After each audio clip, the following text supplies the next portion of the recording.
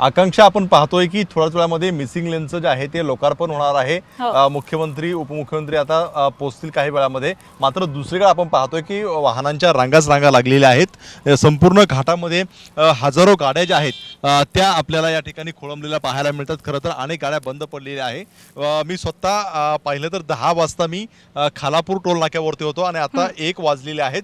अद्यापही अर्धा घाट सुद्धा पार करू शकलेलो नाही। त्यामुळे कशा स्वरूपाची वाहतूक कोंडी आहे हे आपल्याला पाहायला मिळेल। एकीकडे वाहतूक कोंडी आहे, दुसरीकडे मात्र लेन बंद करून जे आहे त्या मंत्र्यांच्या गाड्या ज्या आहेत, मुख्यमंत्री असतील उपमुख्यमंत्री असतील यांच्या वाहनं जे आहेत ती धावताना पाहायला मिळतात। पाहतोय आपण मंत्री सगळे जे आहेत ते या ठिकाणी पोहोचलेले आहेत। मुख्यमंत्र्यांचा ताफा सुद्धा या ठिकाणी पोहोचलेला आहे। एक लेन बंद केलेली आहे आणि त्या लेननी सगळे मंत्री असतील मुख्यमंत्री असतील यांची वाहनं जी आहेत ती जाताना पाहायला मिळतात। मात्र दुसरीकडे आपण पाहतोय की मोठ्या प्रमाणावरती वाहतूक कोंडी झालेली आहे। दोन दृश्य आपल्याला पाहायला मिळतात। एकीकडे या मिसिंग लिंकचं जे आहे ते उद्घाटन लोकार्पण करण्यासाठी एक बाजू जी आहे ती बंद करून वाहनं पोहोचत आहेत। दुसरीकडे मात्र मोठ्या प्रमाणावरती वाहनं जी आहेत ती आपल्याला अडकलेली पाहायला मिळतात। खरं तर आपण पाहतोय त्यामुळे एक मोठ्या प्रमाणावरती जे आहे ते आपल्याला हा विरोधाभास पाहायला मिळतो आणि तशा संतप्त प्रतिक्रिया सुद्धा लोकांच्या येताना पाहायला मिळतात। खरं तर लोकांकडून सांगितलं जातं का जर याचं उद्घाटन लोकार्पण करायचं होतं तर सकाळी का करू शकले नाही, एवढा मोठा विकेंड आहे तर याची खबरदारी आधीच घेणं अपेक्षित होतं।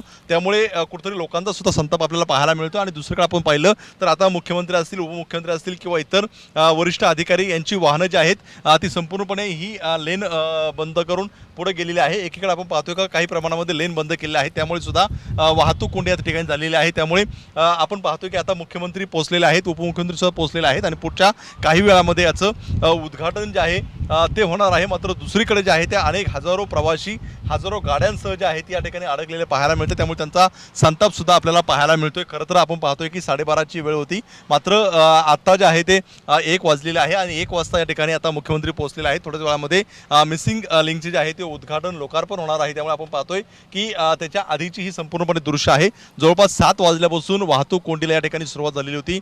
मी स्वतः या घाटामध्ये 3 तासाहून अधिक वेळ झाला अडकलेलो आहे, मात्र अद्यापर्यंत घाट पार करू शकलो नाही, अर्ध्या घाटात सुद्धा पोहोचू शकलो नाही। त्यामुळे किती मोठी वाहतूक कोंडी आहे हे आपल्याला पाहायला मिळेल।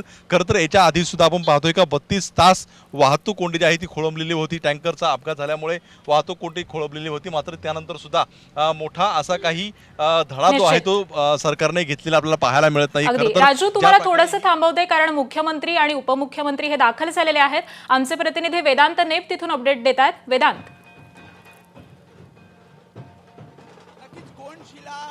कोनशिलेच्या ठिकाणी तिथे आलेले आहेत आणि आता या मिसिंग लिंक प्रकल्पाचं उद्घाटन आपण बघतोय। मुख्यमंत्री देवेंद्र फडणवीस, उपमुख्यमंत्री एकनाथ शिंदे आणि आपण बघतोय कधी सुरू होणार आणि मिसिंग लिंकचं उद्घाटन ते मुख्यमंत्र्यांच्या हस्ते झालेलं आपल्याला पाहायला मिळतंय। आज महाराष्ट्रात स्थापना दिन 1 मे महाराष्ट्र दिनाच्या दिवशी उद्घाटन आपल्याला झालेलं पाहायला मिळतंय। वाहतूक कोंडीग्रस्त हे सर्व प्रवासी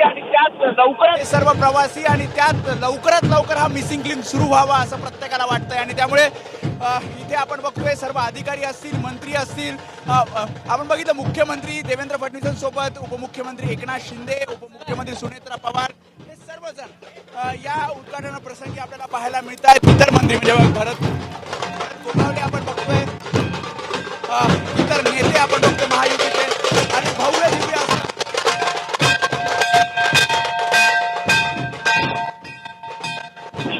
आता या मिसिंग लिंकून काही दिवसांपूर्वी आपण बघितलं म्हणजे मागच्या आठवड्यात उपमुख्यमंत्री एकनाथ शिंदे यांनी या मिसिंग लिंकची पाहणी केली होती आणि त्यानंतर